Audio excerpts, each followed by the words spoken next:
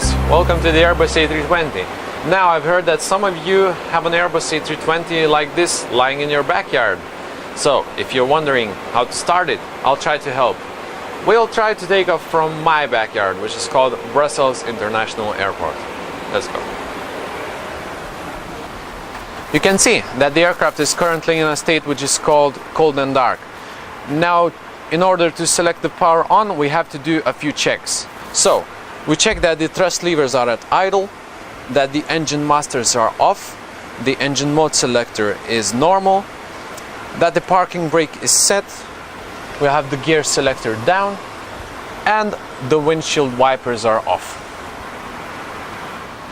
As we have completed the necessary checks, we can now power on the aircraft. First of all, we select both batteries on. Then we have to do the APU fire test. Both lights are illuminating, the test is performing quite good, and we can start the APU itself. We select the master switch on and the start.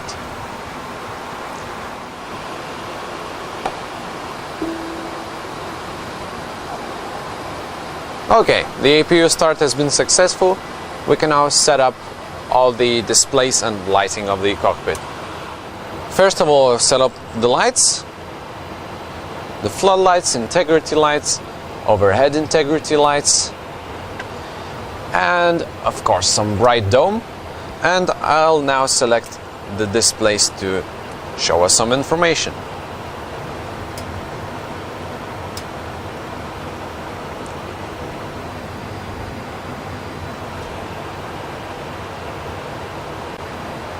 Now, as we have all the displays working and all the lights as well, we can start the overhead scan.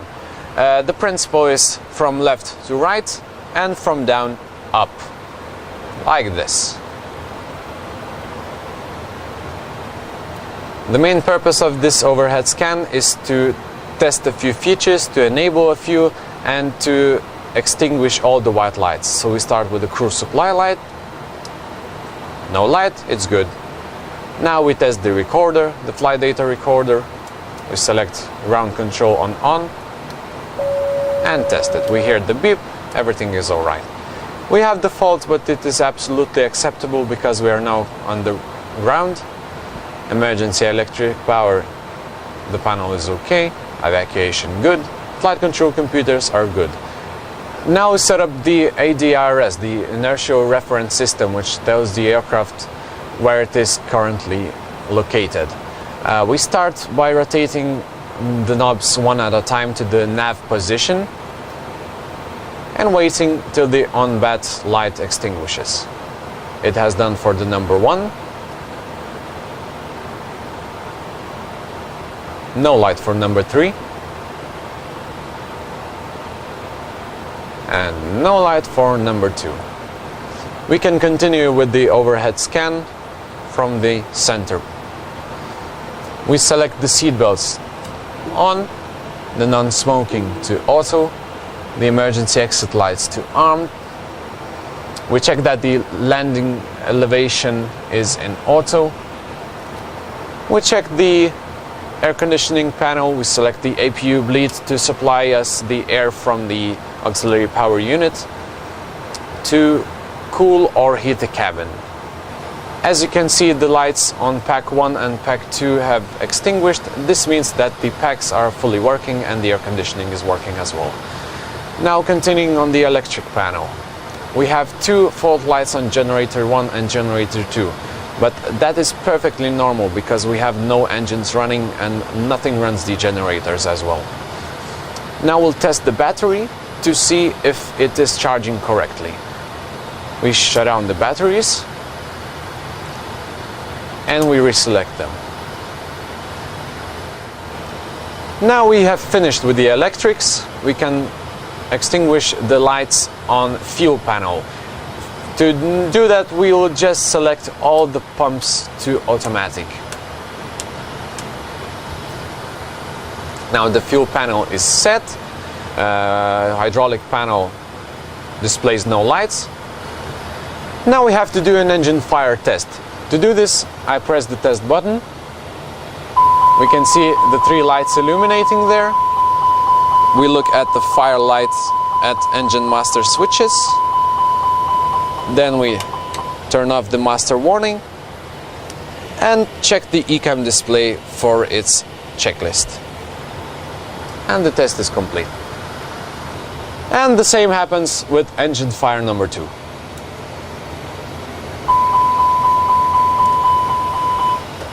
We continue with the right hand side, starting with the wipers, rain repellent.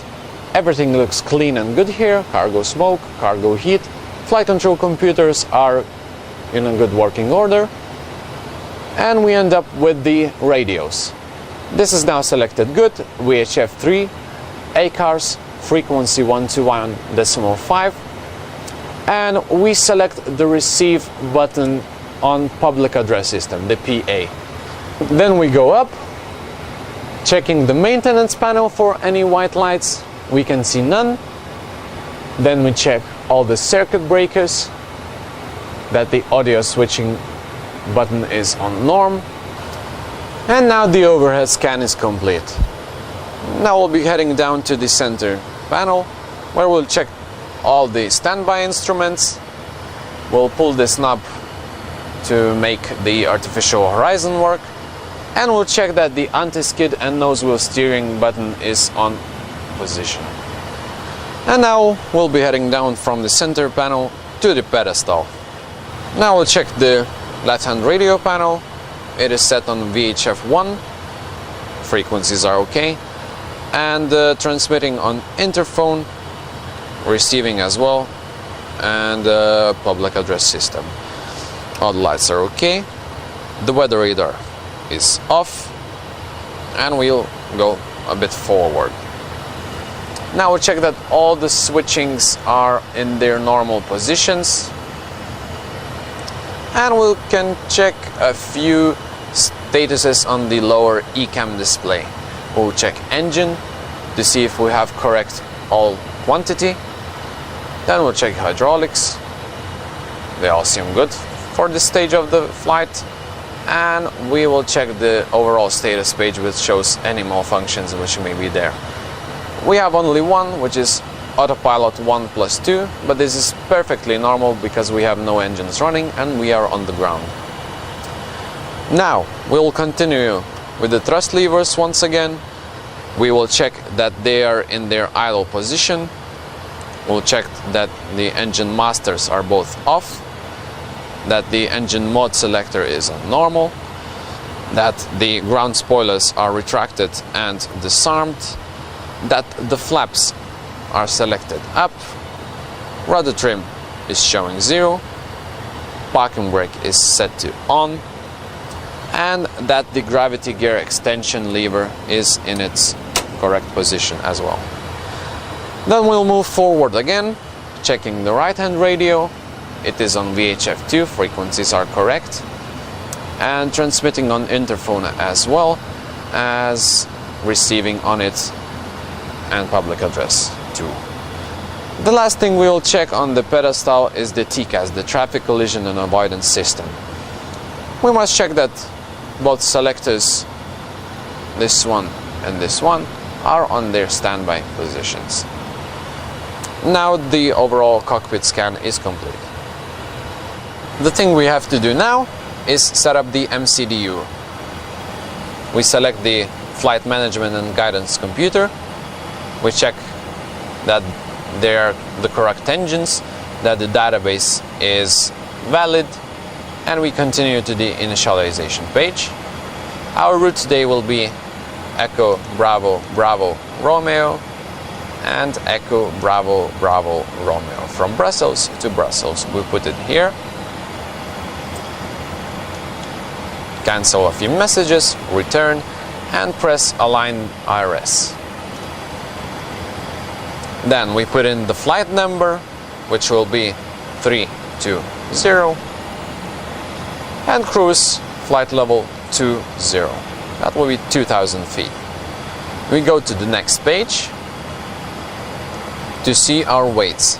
Our current gross weight is 52.74 tons, and the zero fuel weight seems appropriate as well, as we have 8.6 tons of fuel on the aircraft.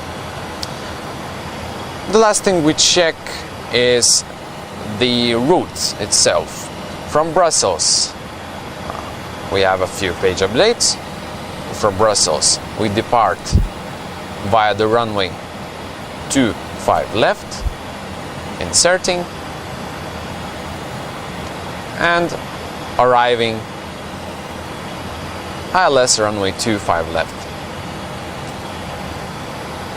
And now the very last thing that's remaining is the performance.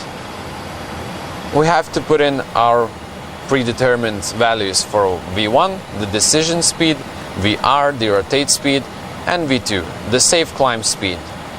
Today we'll use random values of 130, 130, and 140.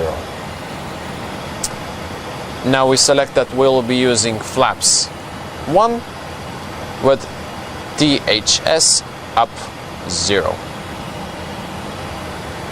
And the performance page is complete. The last thing we have to do is set up the FCU, the flight control unit. On the flight control unit, we check that the flight director is on, that we have a comfortable position for our navigation display, that the constraints are on, that we have the correct pressure of 1013. Then these are computed automatically. The next thing we do is select an initial climb altitude, which in this case is 4,000 feet. Then we do the same on the right. A comfortable position, constraints, correct QNH, the pressure, and flight director. Now we can already start the engines. To do that safely, I'll grab my checklist.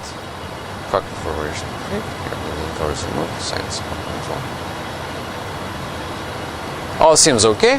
What I have to do now is to ask the air traffic control for the clearance.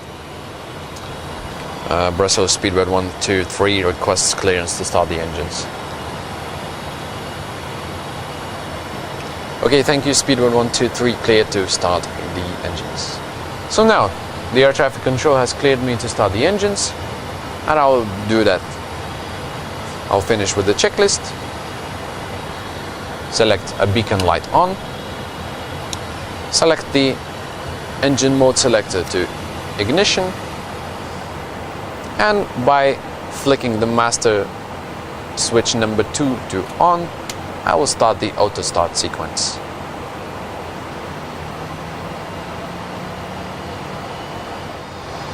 Engine 2 has been started successfully, it is stable. Time to start engine 1.